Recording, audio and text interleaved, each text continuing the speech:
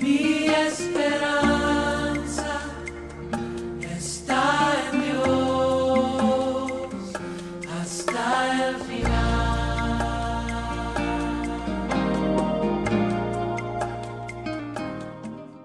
Bueno, hoy estamos recordando la obra gloriosa de Cristo en la cruz del Calvario. Amén. Esa obra que Él hizo al morir por nuestros pecados, al librarnos de nuestras maldades, rescatarnos de nuestra mala manera de vivir. Y en esta mañana podemos recordar el mensaje de la cruz. Por eso hoy vamos a estar hablando sobre compartiendo la locura del mensaje de la cruz. Recordar que Jesucristo en su muerte en la cruz realizó la redención de nuestras vidas con su sangre preciosa. Además, a través de su muerte nos dio vida eterna, nos trajo salvación y nos trajo la inmortalidad de nuestras almas. Por eso hoy podemos decir que sus palabras son verdad, son vida abundante, desde ahora y vida eterna. Después de que muramos, las palabras de Cristo en la cruz son una garantía para cada uno de nosotros. Amén. La cruz, el morir en la cruz. Tal vez uno piensa que la muerte en la cruz de Jesucristo fue la única de las muertes. Pero me puse a investigar, hermanos, y el morir, el crucificar a la gente, era una de las formas que existían en la época del Señor Jesucristo. Aún antes, los caldeos fueron los primeros que empezaron a crucificar a las personas. Y crucificaron miles y miles de personas los caldeos. Luego los siguientes imperios hicieron lo mismo. Babilonia, Grecia, los griegos también utilizaron la cruz. Alejandro el Magno, Nerón crucificó a muchos, después aún de que Cristo fuera crucificado. Murieron muchos, miles de personas fueron crucificadas. El hecho era que la cruz la usaban para torturar a aquellos que los imperios creían que eran sus enemigos, que eran sus opositores, que eran los que se oponían al crecimiento y a la extensión de sus imperios. También crucificaban a los malhechores, a los ladrones, a cuantos el emperador quisiera crucificar. Entonces nosotros nos preguntamos, entonces, ¿qué hay de la muerte de Cristo en especial? Y ahí es donde la palabra de Dios empieza a resplandecer. Cristo, como dice en Hechos capítulo 2, el apóstol Pedro nos da una reseña preciosa cuando da ese precioso discurso. En Hechos capítulo 2, versículo 22, y dice: varones israelitas, oíd estas palabras.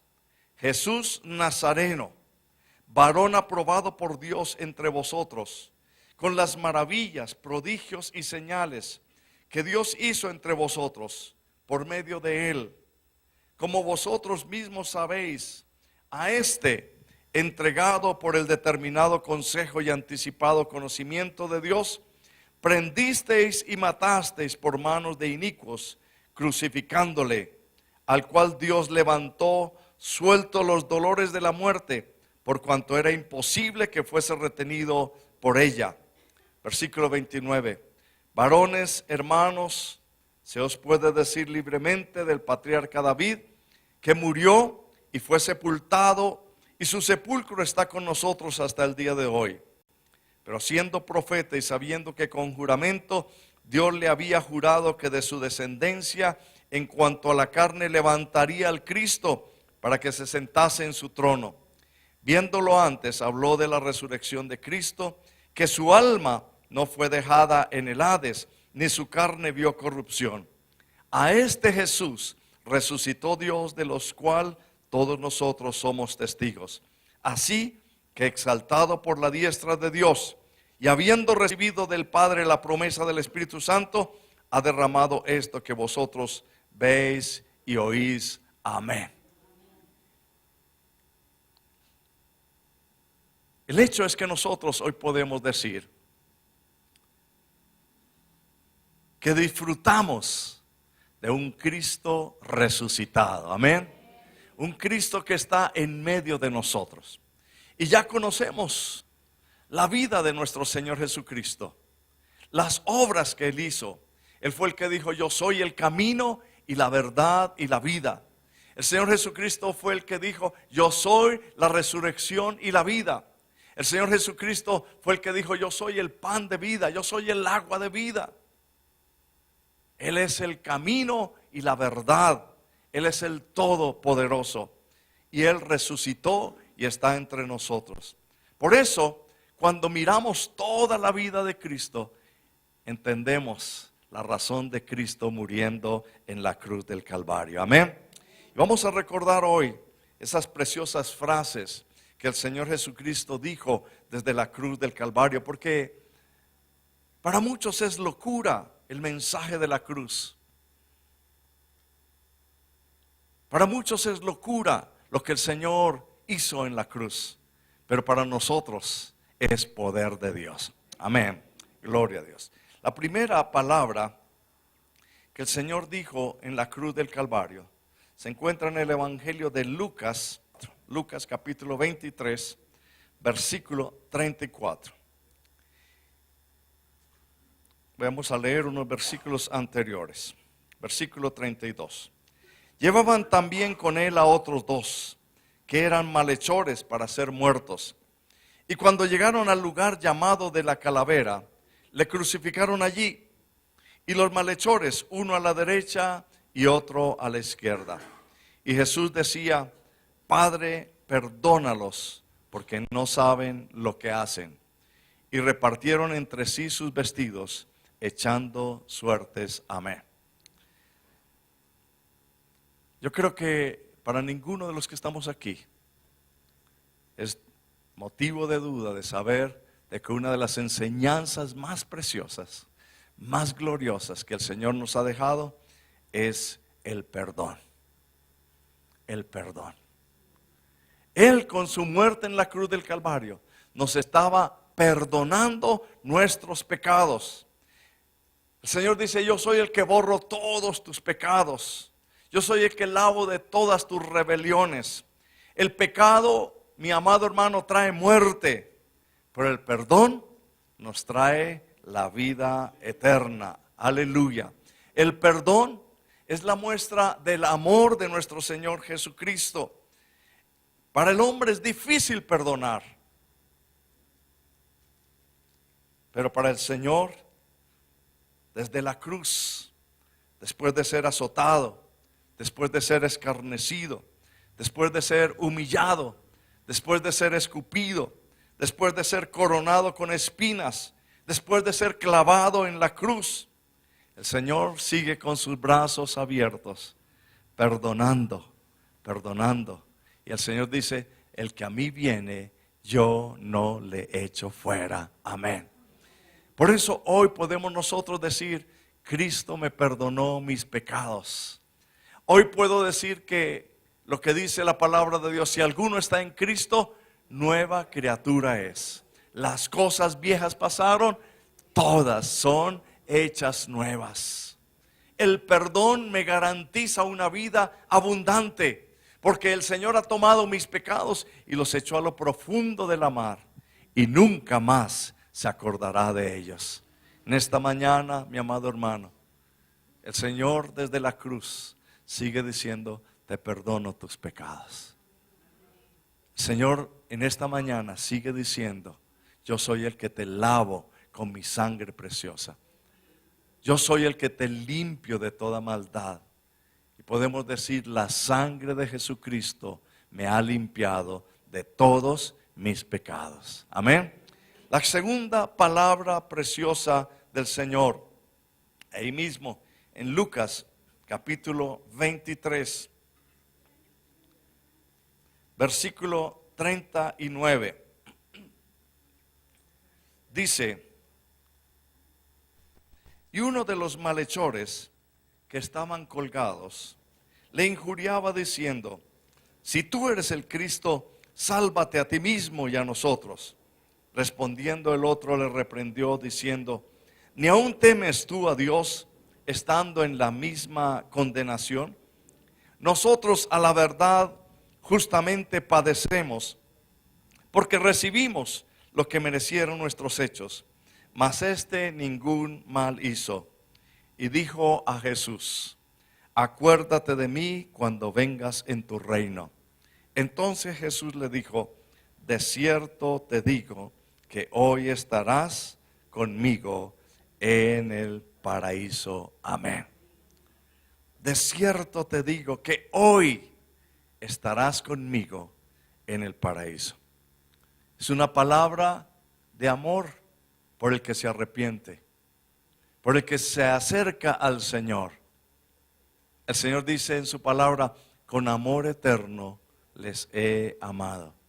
La muerte de Cristo en la cruz del Calvario es una muestra del gran amor de Dios. Juan 3:16 dice: de tal manera amó Dios al mundo, que ha dado a su Hijo unigénito, para que todo aquel que en él cree no se pierda, mas tenga vida eterna. Entonces encontramos una palabra de promesa, un paraíso. Por eso la locura del mensaje de la cruz. El Señor, en medio de su dolor, en medio de su aflicción, porque la forma como crucificaban era cruel, laceraban las personas antes con látigo, rasgaban su piel, les clavaban sus manos y sus pies, los exponían al sol. Y dice la historia que muchos de los que crucificaban los dejaban ahí por días para que los gallinazos vinieran e hicieran de ellos su comida. Era como sembrando el terror. Y el Señor Jesucristo allí sufriendo en medio de su dolor y de su aflicción, aún el Señor tiene allí un lugar para salvar a un malhechor. La palabra malhechor la utiliza aquí el evangelista San Lucas para expresar aquel que hace lo malo. Y dice la palabra de Dios que nosotros todos hemos hecho lo malo delante de sus ojos, que no hay justo ni aún uno. Y en medio de esa situación, el Señor allí, en medio de su dolor, tiene una palabra de promesa para este malhechor: la vida eterna. Hoy estarás conmigo en el paraíso. No le dijo mañana, sino hoy. Cuando uno se arrepiente como lo hizo este hombre, acuérdate de mí cuando vengas en tu reino. Creyó en Jesús. El Señor le dice: ahora es el día de salvación. El Señor dice: el que cree en mí no morirá eternamente. Uno de los propósitos grandiosos del Señor, de la muerte de Cristo en la cruz, es brindarnos la vida eterna. Y de esa manera el Señor venció al maligno y rescata del infierno una vida más. Este malhechor que estaba allí es rescatado del infierno por el poder del Señor Jesucristo. Me llama la atención ese contraste del malhechor en la vida de este hombre. Podría decir que en la mañana este hombre estaba encarcelado, pero después en la tarde estaba libre. Amén. Estaba libre. Dios había limpiado su corazón. El Señor había perdonado sus pecados. En la mañana estaba esclavo del pecado. En la tarde ahora era un redimido por la sangre de Jesucristo.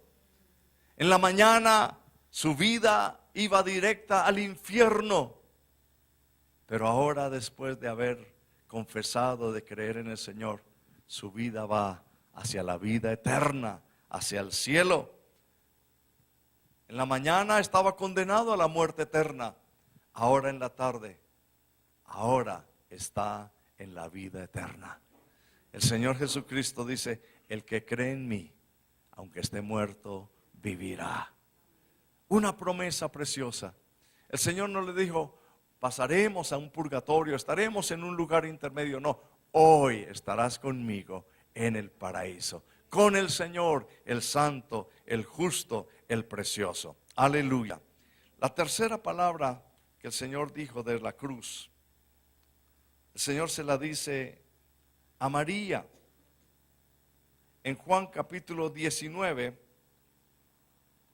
versículo 26. Juan 19, versículo 26. Dice: cuando vio Jesús a su madre y al discípulo a quien él amaba, que estaban presentes, dijo a su madre: mujer, he ahí tu hijo. Después dijo al discípulo: he ahí tu madre. Y desde aquella hora el discípulo la recibió en su casa. Amén. Es una palabra de provisión. Cada una de las palabras que el Señor dijo desde la cruz son palabras que llenan nuestro corazón, pero que son el mensaje poderoso que el Señor ha dejado para la humanidad. Esa palabra primera es la palabra de perdón. La segunda, una palabra de amor, de provisión, de paraíso, de promesa, de que el Señor cumple. Y esta es una palabra, la tercera, de provisión. El Señor jamás deja desamparado a su familia ni a su pueblo. Amén. Jamás.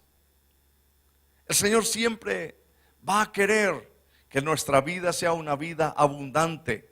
El Señor llena los vacíos de nuestro corazón. Hay muchas personas que dicen: yo estoy muerto en vida. Y el Señor dice: Dios no, Él no quiere que tú vivas de esa manera. El Señor quiere es una vida con significado. Yo me imagino los pensamientos de María, la madre de Jesús, allí a los pies del Señor Jesucristo en la cruz del Calvario. Me imagino que pasaban por su mente tantos recuerdos, aún desde el nacimiento del Señor Jesucristo.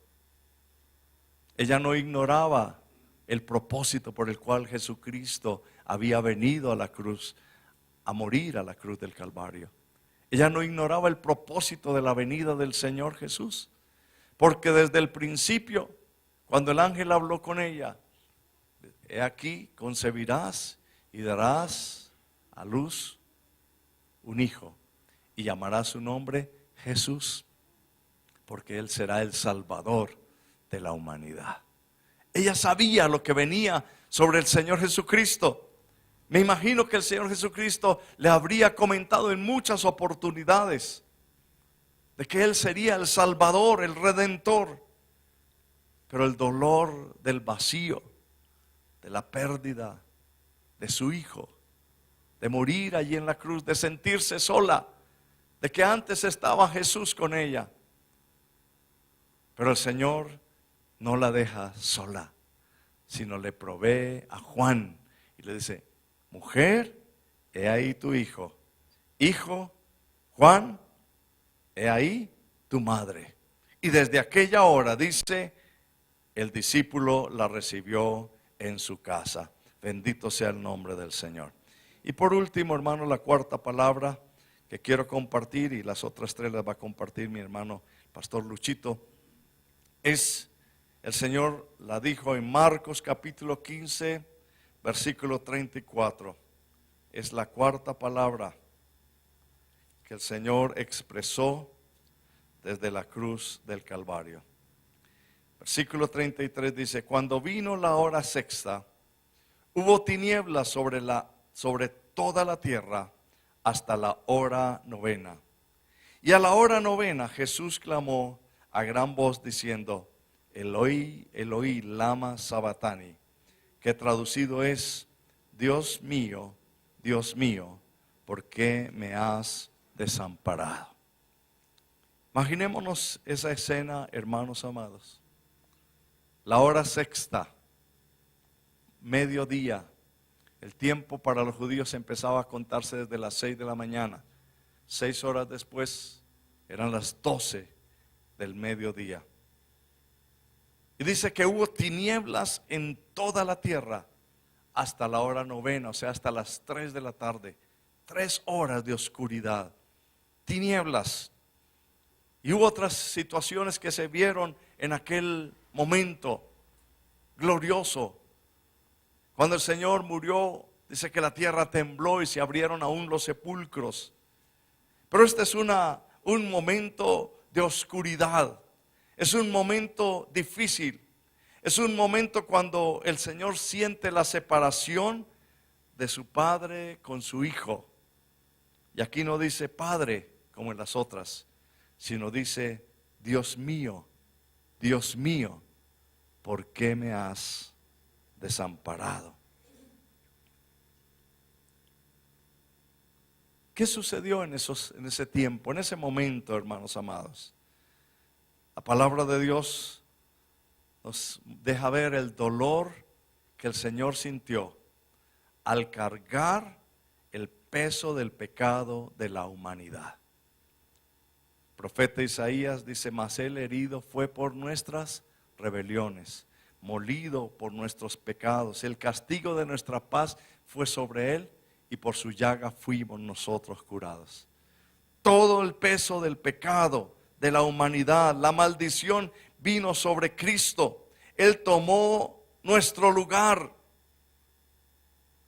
La Biblia dice que el diablo vino para hurtar, matar y destruir, pero que el Señor vino para que tengamos vida y vida en abundancia. Pero en ese momento el Señor estaba redimiendo nuestras vidas, estaba pagando por todos nuestros pecados. Recibió toda la inmundicia del mundo, toda la basura, toda la porquería del mundo, de todos los tiempos, de todas las edades, de todas las generaciones, estaban siendo puestas sobre el Señor Jesucristo, para que a partir de ese momento todos aquellos que miraran a Cristo fueran redimidos por la sangre del Cordero. Porque al mirar a Cristo, yo puedo decir: Cristo llevó mi maldad, Cristo llevó mi pecado, Cristo llevó mis errores, Cristo me salvó. Él pagó lo que yo debería pagar. Él llevó en la cruz mis enfermedades, mis dolores. Por su llaga fui curado. Hermano amado, esta mañana es un motivo para darle las gracias al Señor. Amén. Vamos a estar de pie. Vamos a decirle al Señor: Señor, gracias por lo que tú has hecho. La palabra de la cruz es locura para los que se pierden, pero para nosotros es poder de Dios. Algo similar está pasando en nuestro tiempo. Allí donde tú estás, inclina tu frente y cierra tus ojos. Algo similar está pasando en nuestro tiempo. La gente mira la cruz y mira a Cristo Pero mira el mensaje de Cristo como locura. Pero el mensaje de Dios sigue siendo tan trascendental, sigue siendo tan poderoso, sigue siendo tan efectivo, que miles y miles de personas llegan a los pies del Señor. Y el Señor los redime de su pecado y de su maldad. Allí en la cruz están las palabras del Señor más poderosas, que son las palabras del Evangelio de Jesucristo. Son palabras de perdón, son palabras de amor en medio del dolor, son palabras de provisión, son palabras de redención, son palabras de esperanza. ¿Qué mejor? Eso es todo lo que tú y yo necesitamos para tener una vida abundante. Saber que mis pecados han sido perdonados. Que si miro hacia atrás, digo, Señor, tú me has redimido de mi maldad, de mi pecado. Que si miro la vida que tengo hoy, puedo decir, Señor, tengo la seguridad de tu amor, que me amas por encima de todas las circunstancias. Si miro al futuro, tengo las palabras de esperanza. Hay un paraíso, hay una vida eterna, hay un lugar que Dios ha preparado para cada uno de nosotros. Señor, en esta mañana levantamos nuestros ojos, miramos a la cruz, te damos gracias por lo que tú has hecho. Gracias, Señor, porque tú llevaste allí nuestra maldición. Tú te hiciste maldición para que nosotros heredásemos bendición. Tú llevaste nuestros pecados de tal manera que hoy somos justificados. Tú llevaste, Señor, nuestros errores, nuestras maldades, y por tu llaga fuimos nosotros curados. Gracias, Señor, por tu Espíritu Santo que está aquí con nosotros. Gracias por tu presencia del Cristo resucitado. Señor, paséate en medio de nosotros. Trae tu paz sobre cada corazón. Señor, si en esta mañana hay personas en este lugar que aún no han llegado a tus pies, que no han abierto sus corazones, que no te han recibido, Padre, ministra a sus vidas, toca sus corazones, en el nombre poderoso de Jesús. Aleluya. Cantemos al Señor. Cristo, moriste en una cruz, resucitaste con poder. Perdona mis pecados hoy, sé mi Señor y Salvador.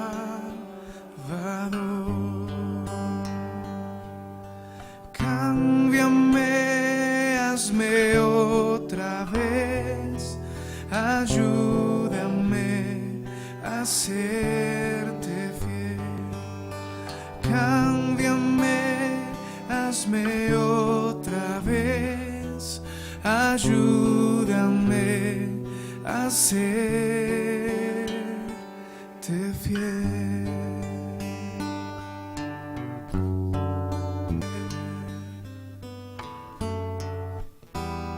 Padre, muchísimas gracias por esta mañana preciosa.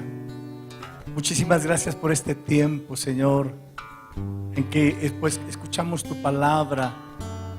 Somos ministrados por tu Espíritu, Señor. Te pedimos que hoy nos reveles el sentido, el significado, el alcance de la cruz. Te suplico que hoy nos reveles todo lo que tienes para nosotros a través de este mensaje, Señor. Y que seas tú renovando nuestras mentes y nuestros corazones. En el nombre de Jesús. Amén. Gloria a Dios. Bueno, la verdad que no sé por qué he pensado tanto en estos días en cómo se celebraba la Semana Santa cuando yo era niño, cuando yo era jovencito. Le prohíbo hacer, no. Voy a pensarlo si quiere, pero Y me llama mucho la atención porque le decía yo a mi esposa esta mañana, pues yo recuerdo que eso era comida, una cosa impresionante. Y recuerdo que mi mamá hacía el oficio de toda la semana porque el jueves y el viernes y el sábado eso no se podía barrer porque es que usted barría, estaba barriendo, era el Señor. Usted no podía hacer oficio, mejor dicho, casi que ni bañarse, pues, porque todo era pecado. Y yo crecí como con esos imaginarios. Y claro, lo que más me gustaba era que había abundancia de comida. No sé si a alguno le gusta todavía esa parte de la Semana Santa.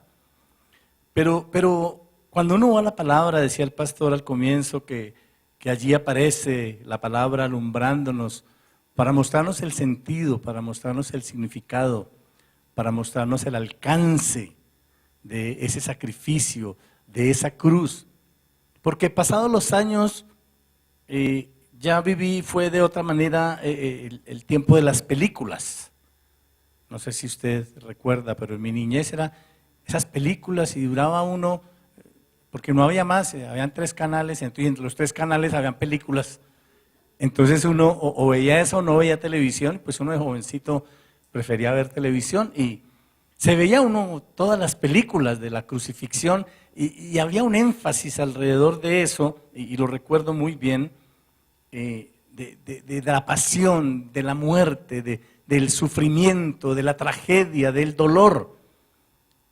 Y entonces a mi imaginario, porque posteriormente me hice ateo, como la mayoría de ustedes saben, pero a mi imaginario de que todo era pecado, de que no se podía hacer nada, se sumaba ahora como ese dolor, como el tema de la pasión de Cristo. Pero eso no le aportaba nada a mi vida, eso no tenía ninguna incidencia en mi ser. Pero cuando vamos a la palabra tenemos como hijos de Dios, como cristianos que somos, que encontrar ese significado y esa trascendencia nos debe afectar. Cuando entendamos que lo que Jesús de Nazaret hizo y lo que Jesús de Nazaret dijo, no lo dijo ni lo hizo por Él o para Él, sino que todo lo que Él hizo y todo lo que Él dijo, lo hizo por ti y por mí, y lo hizo para ti y para mí. Y cuando entramos en esa perspectiva, entonces las palabras de Jesús cobran significado, tienen relevancia, se vuelven trascendentales y tienen que ver con nosotros. Porque lo que Jesús dice en la cruz tiene que ver conmigo. Yo quiero que usted diga eso, lo que Jesús dijo en la cruz tiene que ver conmigo. Eso es lo más importante, porque si no caeríamos en tradiciones y en ritos. Y entonces en diciembre celebramos que nació y en Semana Santa entonces lloramos su muerte y al otro diciembre volvemos a celebrar y al otro, y entramos en un círculo vicioso que es en el círculo en que la religión y la tradición tiene a la humanidad. Pero saliendo de ese círculo hay un significado y hay un alcance. Amén. Lo que hemos entendido o identificado o interpretado como la cuarta palabra de Jesús en la cruz está aquí en el Evangelio de Juan, en el capítulo 19 y en el versículo 28. Dice: después de esto, sabiendo Jesús que ya todo estaba consumado, dijo, para que la escritura se cumpliese, dijo: tengo sed. Qué importante lo que se menciona allí antes de la expresión de Jesús. Antes de su expresión, porque si revisamos, realmente fueron muy pocas las expresiones, las palabras que salieron de Jesús, ¿no? Y expresiones muy cortas.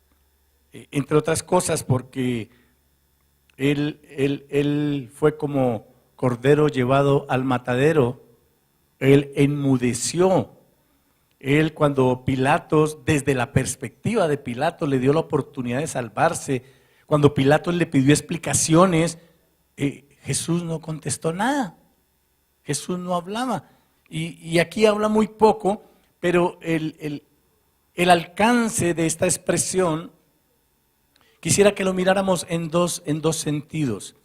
El primer sentido es como dice, para que se cumpliese la Escritura. En los salmos mesiánicos, en el Salmo 22, en el Salmo 69, muchos años antes de que Jesús estuviera en la cruz, el Espíritu Santo había puesto en el corazón de David de escribir esos eventos, de escribir que él iba a tener la experiencia de esa resequedad, de la lengua pegada allí en el paladar, de la falta de agua, de la deshidratación. Hay que tener en cuenta que eso estaba determinado por Dios. Leíamos ahorita Hechos 2:23, con el predeterminado conocimiento de Dios ustedes lo crucificaron, o sea, eso estaba predeterminado por Dios. Pero como estaba escrito y se tenía que cumplir, porque toda la palabra de Dios se cumple, tenía que cumplirse lo que estaba escrito, entonces él dijo, tengo sed, para que le alcanzaran vinagre, porque en esos salmos mesiánicos decía que a él le iban a dar a beber vinagre. Pero el segundo aspecto, y está relacionado por supuesto, es con esa condición física de estar a punto de morir, de estar desangrado y totalmente deshidratado. Pero cuando entendemos las dos cosas, pues no tiene sentido decir tengo sed cuando estoy a segundos de morirme. Pues, como para qué digo tengo sed. Se tenía que cumplir la palabra, no era para saciar la sed de Jesús. Es más, que unten una esponja con algo de vinagre y la pongan en sus labios, no va a saciar su sed, no lo va a hidratar. Ya está deshidratado, está agonizando. Esa condición es importante que la entendamos porque evidencia su humanidad. Los teólogos a través de la historia se han debatido en la naturaleza de Jesús de Nazaret, si era Dios o era hombre, para concluir que era 100% hombre y 100% Dios.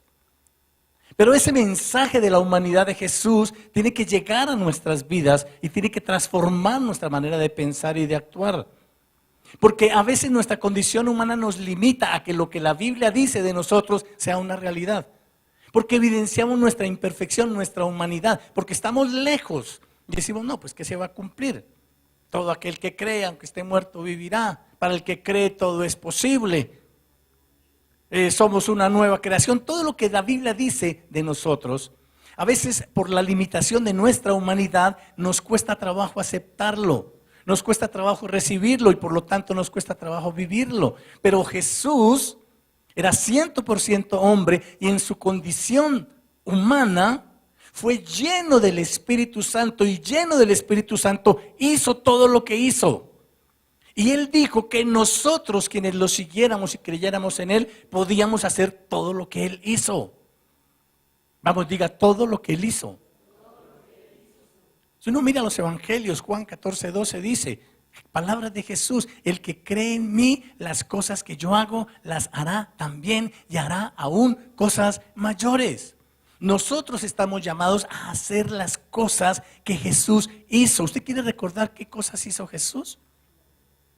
Sanó a los enfermos, resucitó a los muertos, liberó a los endemoniados, dio provisión al que estaba en necesidad, consoló al que estaba en angustia, fortaleció al débil, se compadeció del pobre. Nosotros somos cristianos, imitadores de Jesús, imitadores de Cristo.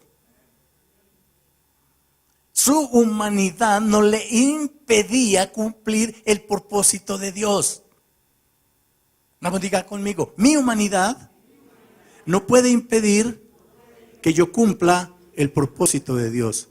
Porque la humanidad en Jesús no le impidió cumplir el propósito de Dios. Y nosotros tenemos que entender eso. Amén.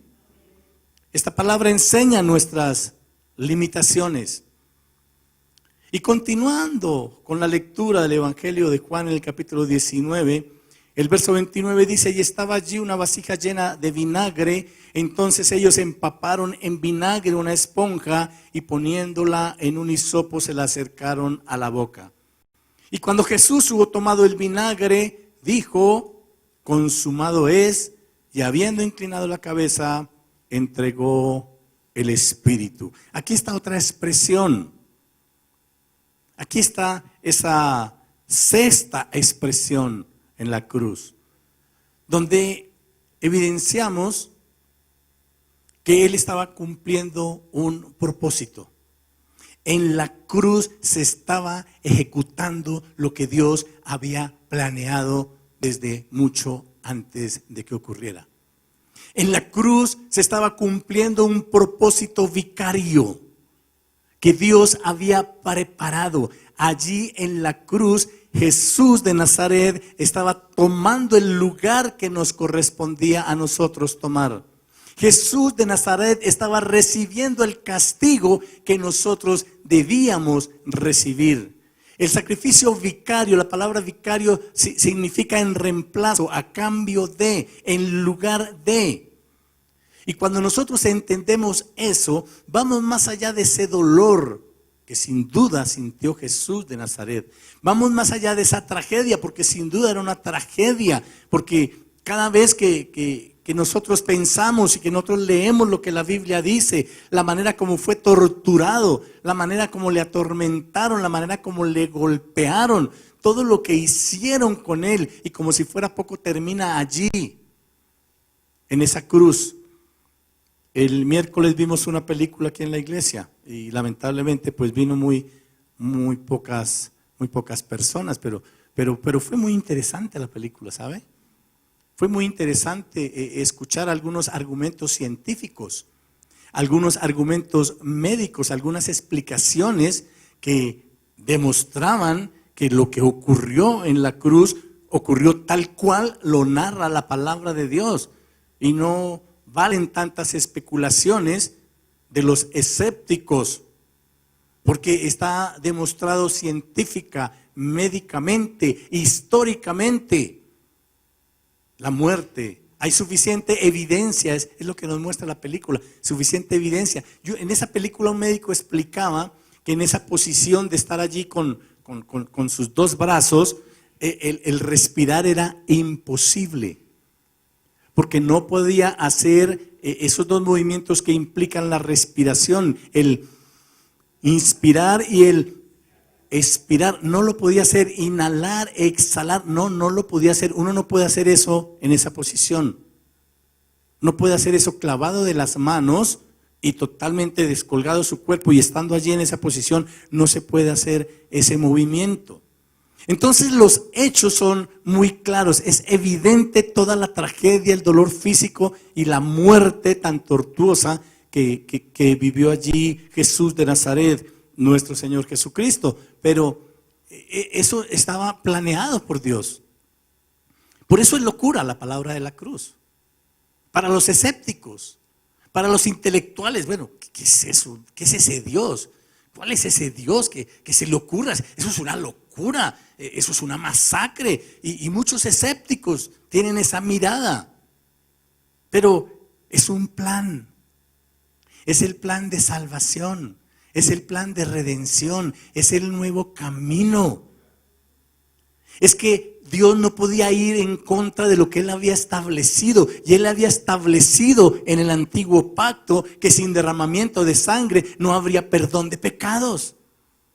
Él estableció un ordenamiento dentro de su pueblo, dentro de la tribu de Leví, que hubiera un grupo de sacerdotes y dentro de ellos uno que era el sumo sacerdote. Eso lo estableció Dios. Pero en la cruz se juntan las dos cosas. Se junta el sumo sacerdote que intercedía ante el Padre por el pueblo de Dios.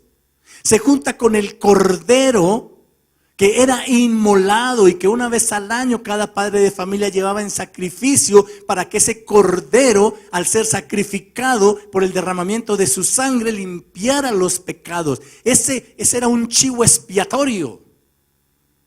Estaba allí en esa condición y año por año se hacía. Pero ahora en la cruz se junta un sumo sacerdote llamado Jesús. Y se junta, como Juan el Bautista lo recibe en revelación y lo relatan los evangelios, cuando él vio a Jesús venir al Jordán a ser bautizado, dijo: he aquí el Cordero de Dios que quita el pecado del mundo. Y allí, después de ese sacrificio, cesaron los sacrificios. Y dice la Biblia que el sacrificio de Jesús fue suficiente para satisfacer la justicia de Dios. fue suficiente para reconciliar al hombre con Dios. Fue suficiente para perdonar y limpiar los pecados. Ya no hay necesidad de más sacrificios.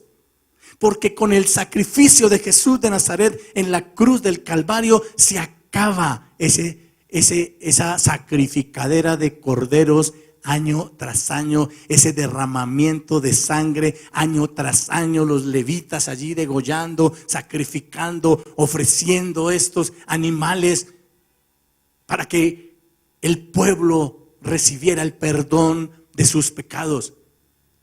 Todo estaba planeado y determinado por Dios. Dicen los evangelios que cuando Jesús expiró, el velo en el templo que separaba el lugar santo del lugar santísimo se rasgó. Se rasgó de arriba hacia abajo, y a través del sacrificio de Jesús en la cruz del Calvario, Dios estaba proveyendo un camino nuevo para poder entrar en su presencia y ya no necesitar de un intermediario aquí en la tierra para venir a la presencia de Dios. Ese intermediario era el sumo sacerdote. Él era el único que podía llegar a la presencia del Padre. Pero ahora que Jesús muere, si yo creo en Él, en su nombre hay un camino nuevo y yo puedo acceder a la misma presencia de Dios. Aleluya, denle un aplauso al Señor.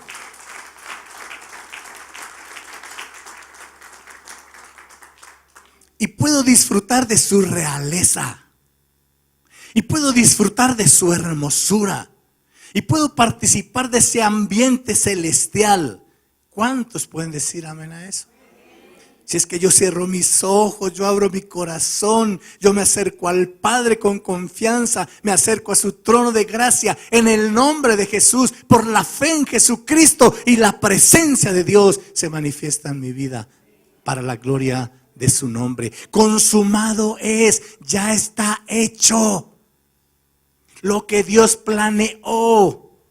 Cuando el diablo pensó que estaba venciendo, cuando el diablo pensó que con el instrumento de la muerte estaba acabando e impidiendo que el plan de Dios se cumpliera, estaba ocurriendo todo lo contrario.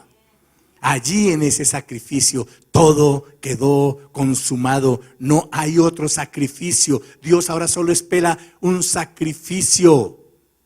Y es mi boca alabando su nombre. El único sacrificio válido ahora es mi alabanza para Él. Mis labios confesando el nombre de Jesús. Amén.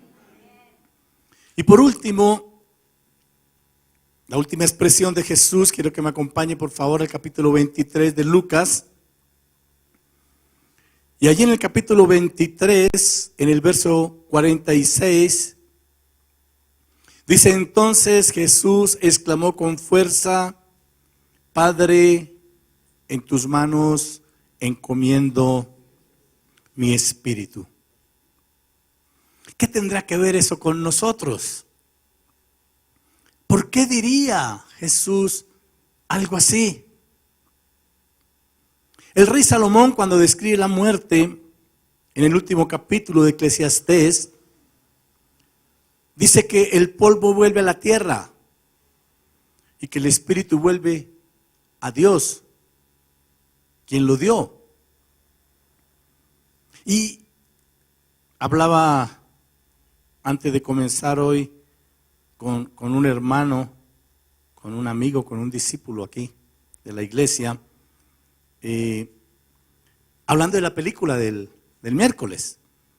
Y los dos, como académicos, pues decíamos que nos gozamos la película, porque la película da una cantidad de evidencias, el protagonista hace una cantidad de investigaciones, se aproxima a un número de personas estudiosas, científicos, antropólogos, médicos, como ya dije, y bueno, uno como académico, uno dice, tremendo, ¿no? ese proceso. Y entonces hubo un momento en que él muy efusivo me decía, hace un ratico me decía, no, y es que yo me vi reflejado, yo era así. Y entonces le dije, no, yo también me vi reflejado. Yo también era así. Yo también era ateo. Yo también decía, si no lo toco, si no lo veo y si no lo entiendo, no existe. Yo también era así. Y entonces cuando empieza uno a identificarse con esas cosas, pues uno recuerda que desde esa perspectiva tan racional, tan material, tan existencialista, como la que nos movía a nosotros antes de Cristo, pues no existe el tema del espíritu. Porque pues obviamente yo no creía en Dios, pero tampoco creía en el diablo. Y me hablaban de brujas y de cosas de supersticiones, de cuentos, de hadas, no sé. Si usted escuchó eso alguna vez, que la pata sola y no sé si habrá alguna pata que ande acompañada, pero ese cuentico, la pata sola, era una cosa, le metían como miedo a uno, y la sombrerona, y hay parques de mitos, no sabes si hay parques de mitos en una ciudad conocí yo en Neiva no, en El Espinal, un parque de mitos, hay leyendas, y la gente vive pensando en eso y creyendo en eso. Pues en mi condición antes de Cristo, pues obviamente yo no aceptaba nada de eso. Lo primero que Dios revela a mi vida después de un encuentro precioso, y empieza el Señor a derribar argumentos que yo tenía en mi mente muy, muy fuertes. El primer descubrimiento que yo hago frente al espejo, porque a algunos ya les he contado que yo me hablaba mucho frente al espejo, pero hay un momento en que yo me miro y digo, o sea que uno es más que este cuerpo, y que yo estuviera aceptando, que yo estuviera concibiendo esa idea, rompía todos mis paradigmas. O sea que yo soy más que lo que veo, o sea, hay algo que va más allá de este cuerpo biológico. Era aceptar y posteriormente entender a la luz de la palabra de Dios que nosotros somos espíritu, alma y cuerpo. Que entender el cuerpo, que es fascinante por demás, esa obra es perfecta, es una creación perfecta la que el Señor hizo, pero no es tan difícil porque se ve y porque se entiende. Ojo, oído, oreja, sí, riñón, intestino, pulmón. Bueno, uno entiende eso. Pero adentrarse en lo que de verdad es la esencia del ser humano, en el alma y en el espíritu, eso es otra cosa. Porque eso no se ve y eso no se entiende así como con tanta lógica. Pero nosotros tenemos que entender que somos espíritu. Y que cuando uno acepta a Jesucristo como Señor y Salvador, uno nace espiritualmente. Que si Jesucristo no habita por la fe en el corazón, uno está muerto espiritualmente. ¿Cuántos vivos espiritualmente hay aquí? Ay, Señor, obra, Padre, sobre los que no. No sé si no lo saben, no lo han entendido o de verdad no han nacido espiritualmente. Pero Jesús lo explica. Nicodemo le dice, lo que nació de la carne ya nació, usted ya nació de su mamá. Ya ese día del alumbramiento se dio, usted vino a este mundo. Pero ahora le estoy hablando de que usted nazca en el espíritu, porque si Jesús no vive por la fe en su corazón, usted está muerto espiritualmente. Y la plenitud del ser humano se alcanza cuando Jesús viene a la vida de uno. Para poder decir lo que David escribe en el Salmo 23, que Jehová es mi pastor y que nada me faltará, necesito a Jesús. Pero para decir que nada me faltará es porque estoy completo. Se refiere a eso el Salmo 23. Jesús está en tu vida, estás completo. Dile al que tienes a tu lado, Jesús está en tu vida, estás completo. Nada te falta. Es muy importante entender eso, porque las palabras de Jesús, esta expresión de Jesús, la que se considera la última antes de expirar, es importante por eso. Diga, ay, yo tengo un espíritu. Y en mi espíritu está el Espíritu de Dios. El Espíritu de Dios y mi espíritu se juntaron. Por eso Dios vive en mí.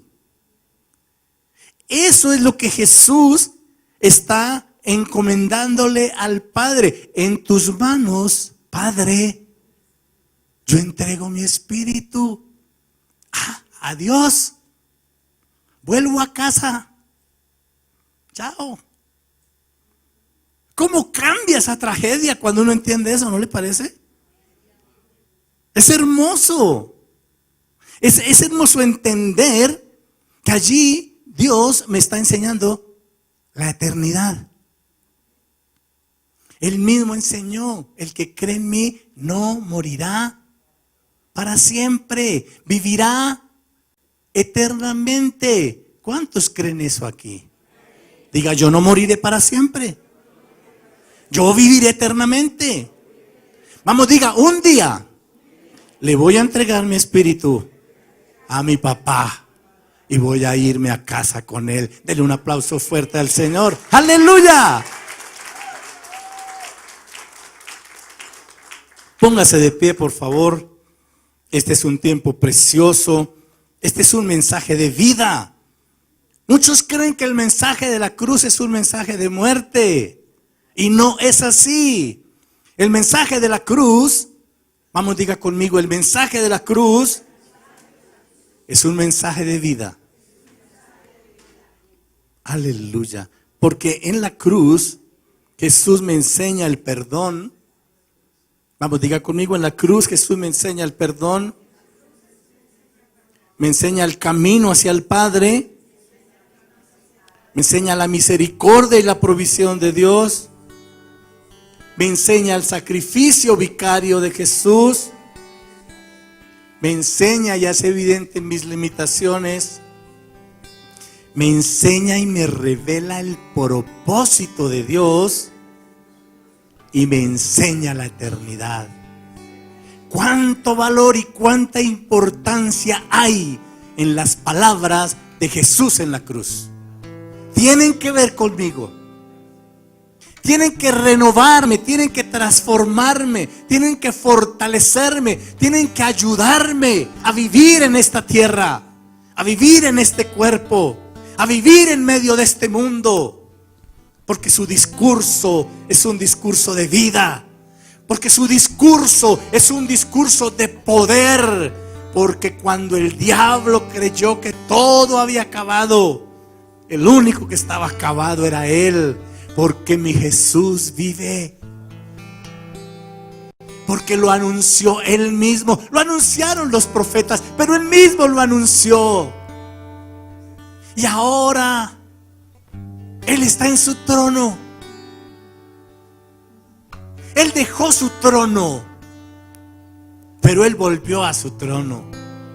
Ese es su lugar, porque él es Rey de Reyes y Señor de señores. Y yo le alabo a él, y yo le exalto y reconozco su grandeza, su señorío, su majestad. A él le doy la gloria, a él le doy la honra. Él es mi Señor, él es mi Salvador. Recibe la gloria. Exalta el nombre de Jesucristo. Vamos, exalta su grandeza. Declara con tu boca. Es el único sacrificio válido ante Dios, ¿sabe? Sacrificio de labios que confiesan su nombre. Confiesa a Jesucristo. Cuando estés en apuros, cuando estés bajo de ánimo, solamente tienes que decir: Jesucristo es mi Señor, y todo cambia.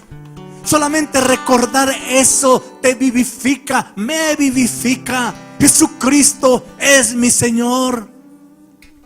El Espíritu de Dios que levantó a Jesús de entre los muertos vivifica nuestros cuerpos mortales. Aleluya. Oh, gracias por tu Espíritu, Señor. Espíritu Santo, toma el control de todo mi ser. Espíritu Santo, toma el control de mi espíritu, de mi alma, de mi cuerpo. Espíritu de Dios, sé tú en mí, lléname. Lléname con tu paz y con tu gozo. Lléname con tu amor y con tu bondad. Lléname, Espíritu Santo. Te lo pido hoy en el nombre de Jesús.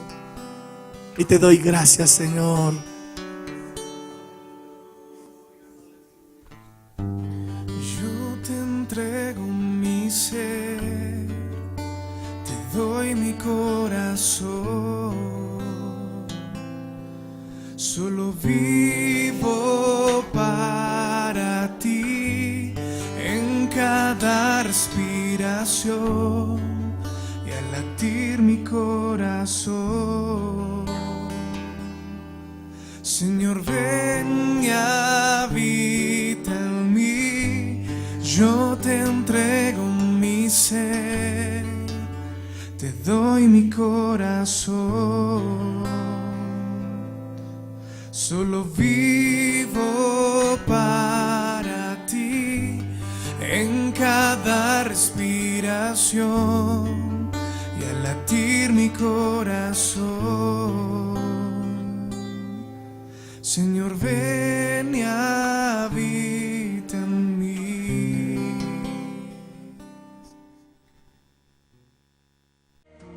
Mi esperanza está en Dios hasta el final.